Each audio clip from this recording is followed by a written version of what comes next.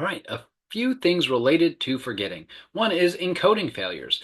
If you're not paying attention to things, it's unlikely that you will encode the information. So an encoding failure basically means you didn't write that information into your memory. You didn't grab it with your working memory and put it into your long-term memory.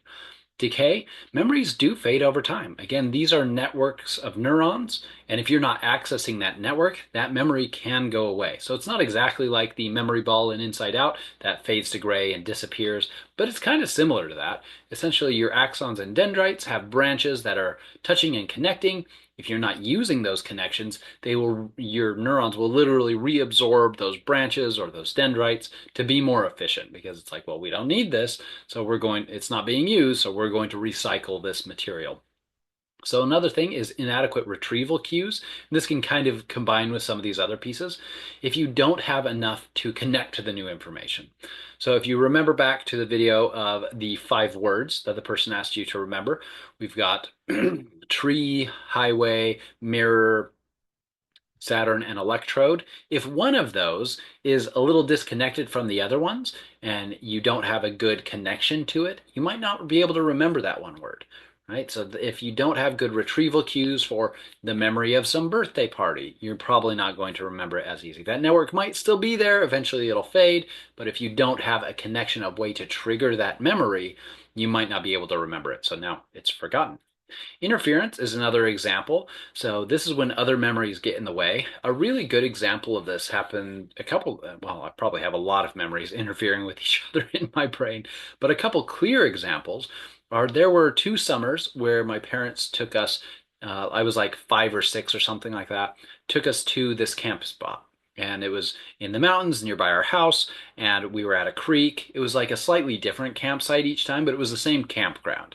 So this was 2 different years at this campground, but I remember it as one camping trip. All of it is together. It was one trip, even though it was a year apart, all sorts of different things.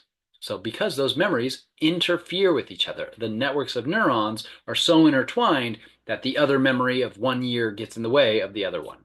A similar example that kind of made my parents sad recently. We went on a big family reunion and they were talking about things that they enjoyed doing with the family. And I remembered one big long road trip across the country, visiting like historical sites. And I mentioned, yeah, then we went to this place, and then we went to this place, then we went to like the Liberty Bell.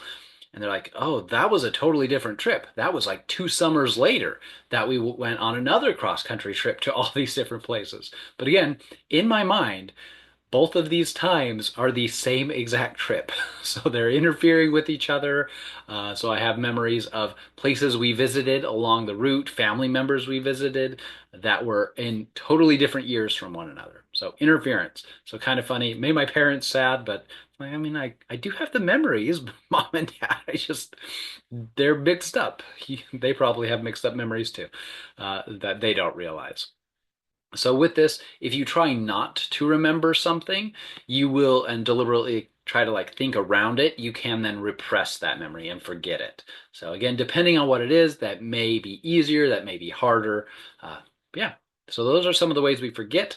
Another thing with encoding failure is the brain has only a limited amount of energy. So this is our brain's forgetting curve. For any new information, about 20 minutes later, we have forgot about 50% of it. So this lecture has been, I'm not sure how long at this point. You've probably forgotten quite a bit of it already. And then after 24 hours, we forget about 70% of the material. So after a day, you're only remembering about 30% of the material you learned. That being said, if you attend to it, if you work with it, if you use some of these elaboration strategies that we've talked about, if you've used mnemonics, this curve is not as steep, right? So this is for things that you're a little bit more passive about. They might not be getting encoded. But that being said, one really easy way to fight this forgetting curve is by reviewing material. So especially in a school context, this is one reason I ask students to read the book before they attend lecture.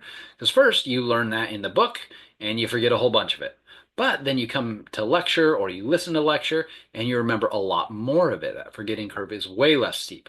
Hopefully in both of those processes, you are taking notes, and then your curve is not as steep anyway once you've been taking notes. So you take notes, less steep. You take notes in class, less steep. Then you review your notes a few days later, much less steep. And then you study again before the exam.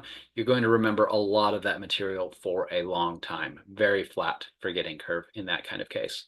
So this is one really important reason to do the things like taking notes on your reading, taking notes in class, reviewing your notes later on, read before you come to class, ask questions, elaborate on the material, put meaningful examples into your notes so that you don't forget things. Because if you are forgetting them, you're not going to be able to connect them with other things in the future, with other courses, and that is a problem with our brains, especially when we're trying to pack so much in within, say, a quarter in the term. So amnesia is another example of forgetting, and this is anterograde amnesia is the inability to store new information and events, versus retrograde amnesia is the inability to retrieve past information and events. So someone with retrograde amnesia may be able to make new memories, but they can't remember, say, any of their birthdays up to this point. And so those can be caused by a lot of different things, whether it be stroke, injury, illness, all sorts of things, infections, which is that the same as illness? But anyway, amnesia can be caused by a variety of different things. So also these are some memory errors that can happen. We've talked about some of them. We've talked about suggestibility, misattribution. Your source of the memory is a little bit confused. We've talked a little bit about that. But yeah, here is a whole list of other ways that your memory can make errors. Maybe some of these look familiar to you. But with this, I have some study tips for you. So one, we just mentioned, review your notes, check for errors, revise your notes. One thing I recommend for students is as they go before taking an exam, rewrite all your notes up to that exam on one single page. So, and I don't mean like write them all very, very tiny. I mean, take the most important things or the things you think you're going to forget, or both, the most important things and the things that you're having a hard time remembering. Rewrite those notes more briefly on one page. And so you fill up multiple chapters notes on one single page. In our class, depending on which class you're in, you may be able to use those notes on an exam. In some of your classes, you can use those notes. It just really depends. So do that, review your notes, rewrite your notes. It's a really fantastic study tool because what you'll find is even if you're allowed to use that page of notes, you almost will never have to because you will have remembered all of that material so well now. So another thing to do is arrange it into memorable structures. So whether you use hierarchies, like make an outline saying like, this is about behaviorism. Behaviorism is built of operant conditioning and classical conditioning, and also behaviorists only look at behaviors or something like that. Or you do like the bubble method, like the network bubble method. You can write on a big whiteboard, for example, like one specific thing.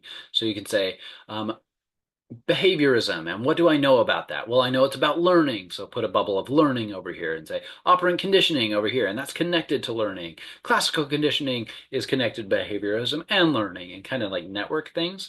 Some of my friends really love doing that, and some of them are very, very smart. That method doesn't really work for me, but it seems to work really well for them as we studied for exams together in grad school, so I definitely recommend it, even though that specific one doesn't work for me. Another thing is analogies. Make analogies, make stories to familiar things to you from your notes. So if there's some example, some concept that we learn about, especially in psychology, it's very much easier to do this in psychology than some other fields. Like say geology, you might be able to connect it to like the time you saw this kind of like rock. But again, I haven't taken too many geology classes, so maybe I would have better ideas for connecting geology to real life had I been in more than say like, I think I might have only taken one in undergrad in geology. Taken a couple astronomy classes though. Not the point. The point is a couple other memory study tips are give undivided attention to what you are doing. If you know you have people trying to talk to you a lot, you're going to get a bunch of texts, a bunch of emails, put those things on silent. Focus for your 20 or 40-minute study session, then maybe during your break you can respond to some of those. Then come back and study again. If you are distracted by music with lyrics, don't listen to music with lyrics. A lot of students will try to listen to, say, a Netflix show in the background. Don't do that. Even if it's a show you've seen so many times before and you think, well, I can just have it on as background noise. No, there's sometimes you are going to be pulled away and attend to that and move your attention away from what you need to be focusing on with your schoolwork.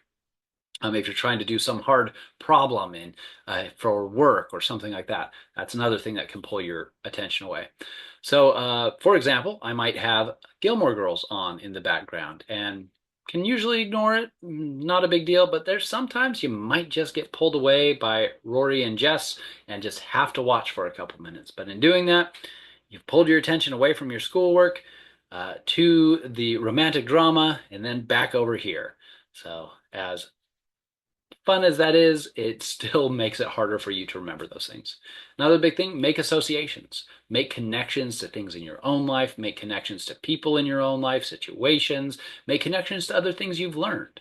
So in our class, we've gone over things like biology, learning, and memory. All of these things are really closely connected. So learning is partially a memory process, right? Using imagery. We've talked about a couple examples of using imagery. Use chunking, put things together. So as an example, two of the words in our mnemonic activity were paper and sand. You could chunk those together as a piece of sandpaper and use imagery to imagine a sandpaper. So encode early and often. So review or do your reading, come to class, review your notes. That's essentially what that means. Another couple things is talk to yourself or others about the things that you've learned. Ask questions of yourself. Essay questions are the best. This is actually something that ChatGPT can be really good at. You can give it, say, a chapter that you read and say, hey, give me some essay questions about these topics, and then answer those. Right? So that would be a really great study tool, pretty good use of that kind of tool as well, that kind of AI tool. Rest, eat well, like take care of your body, exercise, these kinds of things. If you take breaks, you'll get more primacy and recency effects as well. So study for 20 minutes to 40 minutes, depending on how much your brain can handle, and then take a break. Do something very different on the break. So a good break, right now I'm sitting in front of my computer screens. A bad break for me would be stopping this work and then opening up a YouTube video. That's not a great break. A good break would be something like going and getting my kids dinner. Very different than what I'm doing right now, and that would be a good break. So use retrieval cues. Context clues can help. So if you're always studying in the same place, you take the test in the same place, it can help. And try to keep comfortable and calm as you do something like an exam. So this is a list from your book, from the default slides from your book. And I think we hit most of these, even if we didn't necessarily use the same words. So yeah, use these tools, use these strategies, and you will do well in all of your classes, not only this class. Understanding how your memory works can really help you to leverage the memory capacities that you have. If you want to work on your memory, there's a ton of ways to do that by exercising it, essentially, learning new things. We've talked about a lot of things that can improve your cognitive performance. Essentially, all of those improve your memory as well. So if you want a review, especially of some of these topics and some specific study tips, this YouTube video is pretty good on as a review, but study tips, we did kind of cover everything in it, but if you want a shorter video than this entire lecture, you could look at that. But that is our chapter on memory. Hopefully you remember a lot of what we covered.